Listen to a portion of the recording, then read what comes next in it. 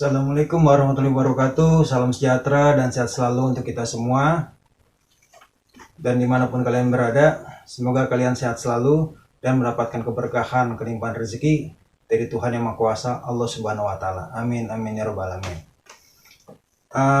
Kemarin kita cerita baru sampai di saya melihatnya dengar. Jadi pada saat itu saya ada di dalam istana tersebut. Saya berada di undakan-undakan tangga yang tingginya 3 meter lah.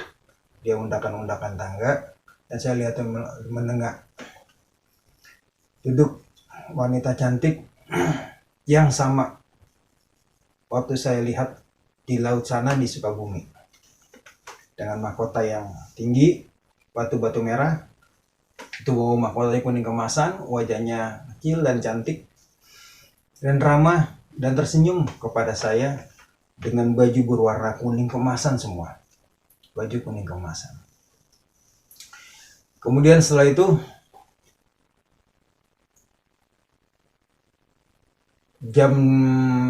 setelah itu saya entah bagaimana, tak tahu saya bangun jam 8 pagi. Bangun jam 8 pagi itu saya posisi masih begini, masih seperti ini, tengkurap dan tangan di dada, dan itu nggak bergerak sama sekali. Saya nggak merasakan apa-apa, tahu badan segar, hati saya lega, hati saya itu kayaknya luas seperti ruangan istana itu. Dan ya wajahnya selalu teringat di kening saya, bukan di dalam otak ya, di kening, nempel terus. Itu kurang lebih ada 1 bulan lah. Oh iya, saya flashback dulu deh. Jadi waktu itu kan saya dapat kabar saya disuruh nikah tanggal 17 Agustus. Karena umur saya sudah 26 tahun. Jadi umur kamu sudah 26 tahun, nanti kamu nikah tanggal 17 Agustus. Itu kan bulan Juni ya. Juni saya dapat kabar, Juli, Agustus saya disuruh nikah. Ya saya sih ya iya saja, karena memang mungkin itu petunjuk dari Allah Subhanahu Wa Taala. Memang suaranya lembut. Kemudian saya dengan pacar saya yang sekarang jadi istri saya, itu baru pertama kali kita nginjek yang namanya Karanghau, daerah Sukabumi sana.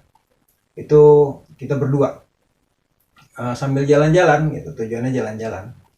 Sambil jalan-jalan kita naik iseng-iseng ke Karanghau itu, kita lihat, terus kita ketemu ada juru kuncinya, tapi beliau sudah pulang ke rahmatullah.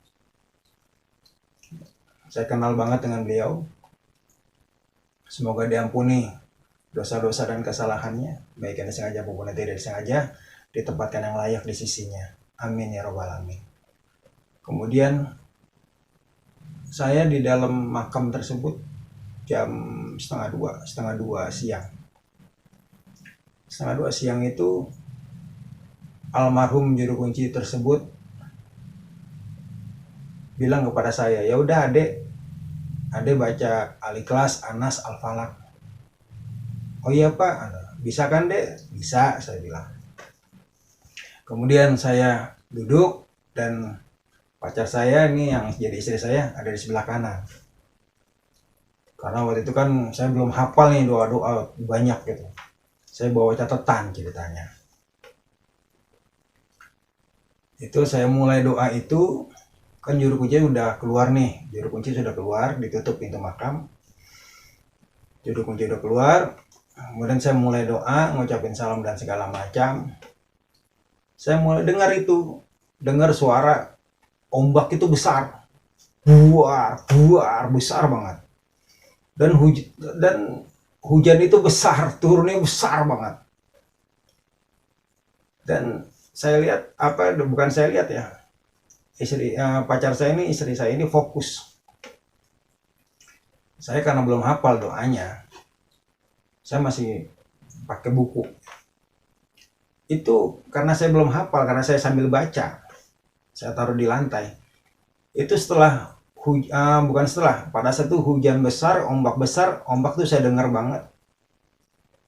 Itu angin di dalam ruangan makam Karanghau itu muter. Itu muter anginnya. Kenapa saya bilang muter? Karena saya melihat langsung hordeng itu, yang posisi kalau hordeng kan begini, ini posisi hordeng. Itu sampai begini, ketiup angin. Begini terus sampai ketiup angin. Enggak turun-turun nih. Begini terus. Itu berarti itu angin itu besar di dalam ruangan ini. Tapi anehnya, foto-foto seperti ini yang tergantung di tembok, itu nggak ada yang jatuh foto satupun. Dan angin itu muter terus. Besar. Karena memang saya melihat langsung, karena saya sambil baca doa. Sambil baca doa itu. Mulai dari baca, saya taruh di lantai itu bukunya. Sampai saya naik, sampai saya pegang begini. Itu gemeteran, saya sih udah gemeteran. Kenapa gemeteran? Ya karena saya lihat itu angin kok besar banget gitu. Di depan kita tuh di dalam makam Karanghau itu. Besar banget itu angin sampai muter. Sempat dalam hati saya ngomong, gue mau pergi, gue mau keluar, gue mau tinggal nih, gue mau pergi.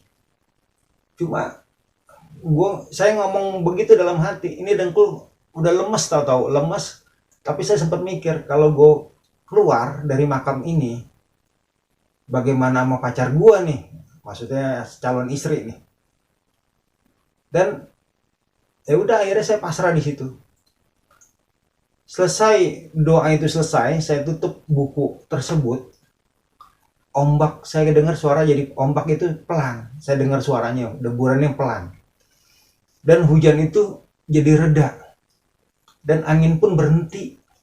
Nggak muter lagi. Setelah semuanya selesai. Jadi itu dari mulai awal doa, sampai selesai doa. Hanya itu aja tandanya.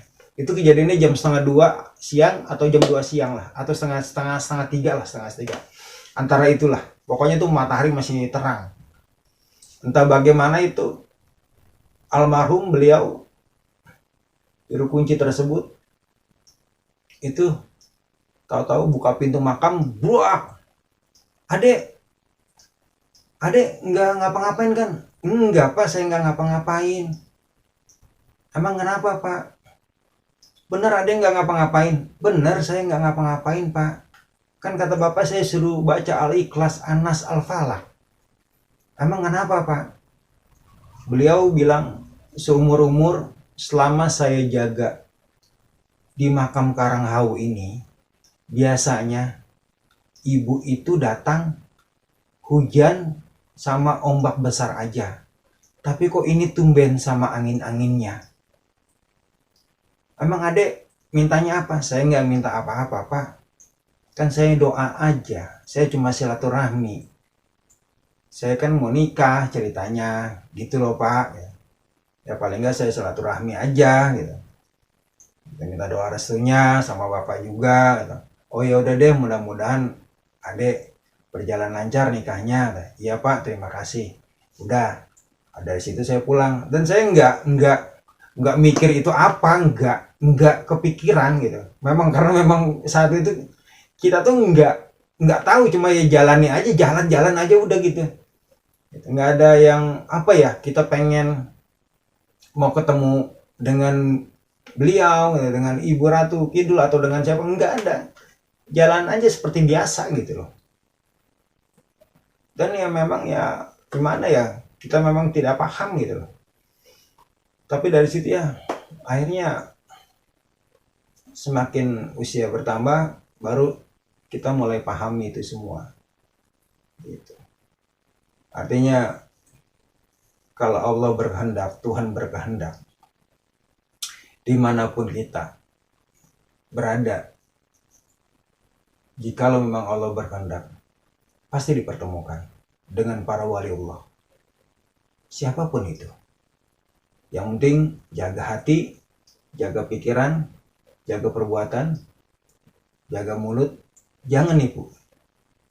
Berjalan lurus seperti yang sudah Allah tugaskan kepada hamba-hambanya. Karena para waliullah suka dengan yang menjaga kebersihan, menjaga alam sekitar, menjaga ya yang sifatnya menjaga lah, jangan membuat kerusakan. Jadi ya hanya itu aja yang bisa saya ceritakan. Oh ya, satu lagi, kalau yang waktu kecil itu ibu yang bermahkota kecil yang pakai kereta perang itu, yang berdiri, hanya berdiri aja sambil dia naik kereta perang itu, kecil. Dia kan pakai celana kulot ya, kalau perempuan tuh celana kulot, celana sedengkul.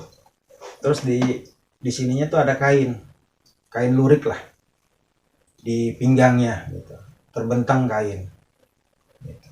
Wajahnya itu tegas, cantik, dan tidak senyum. Tapi wajahnya tegas, cantik, tapi tidak senyum. Tapi bukannya tegas itu bukan berarti sombong ya. Ya wajah memang wajah tegas gitu loh. Bukan beliau tidak senyum itu bukan berarti dia angkuh atau enggak, bukan. Memang karakternya seperti itu. Jadi antara yang itu, yang kereta kecil, yang perang itu, dengan yang saya ketemu dengan baju kuning kemasan itu beda. Karena wajahnya tidak sama, beda. Kira-kira seperti itulah yang saya alami. Itu memang kisah nyata saya dari waktu kecil sampai menjelang usia 40. Jadi waktu kecil kan TK sampai SD kelas 1 atau kelas 2, habis itu udah nggak ketemu lagi tuh. Ketemunya lagi setelah saya mau nikah, yang pas umur 26 tahun. Suruh nikah tanggal 17 Agustus tahun 2001 pada saat itu. Habis itu, tapi itu juga saya nggak melihat gitu. Hanya tanda-tanda alam aja gitu. Saya tidak melihat gitu. Saya tidak melihat wujudnya, tidak. Pada saat usia 40 baru saya melihat gitu. Yang ketemu di pinggir laut, di depan hotel tersebut gitu. Terus sampai saya masuk ke dalam istananya. Tapi saya masuk ke dalam istananya bukan berarti saya secara jasad, enggak, tidak gitu. Karena memang kan saya nggak ada keahlian apa-apa, nggak punya apa-apa, nggak bisa apa-apa. Jadi pada saat itu dia lagi tidur, tak tahu jam 8 saya terbahan, pegang dada begini, ya udah tak tahu tengkurap, tak tahu saya ada di dalam istana itu aja di belakang pintu. Sampai tak tahu ya pas bangun udah jam 8 pagi gitu. Jadi posisi saya dari belakang pintu sampai menuju ke singgasananya, depan singgasana itu perjalanan dari jam 8 pagi sampai jam 8 malam. Berarti artinya ya di sini lama. Di sana tuh sebentar. Karena ya kita ada di belakang pintu loh. Kita belakang pintu, jalan menuju singgasana. Itu memang besar, istananya luas, dalamnya tuh ruangan itu luas, nggak ada batasan. Jadi kiri kanan ini pilar, pokoknya ini pilar itu bulat tuh yang tinggi, tuh nggak ada ujungnya, tuh nggak terlihat. Dan pinggiran ini nggak ada batasan. Ya artinya itu kekuasaan Allah. Karena Allah Maha Suci, karena Allah Maha Gaib. Allah yang paling maha. Kita hanya diberitahu sisi gaibnya. Kita hanya dikasih tahu kecil, sisi gaib yang terkecil. Tinggal tergantung kitanya.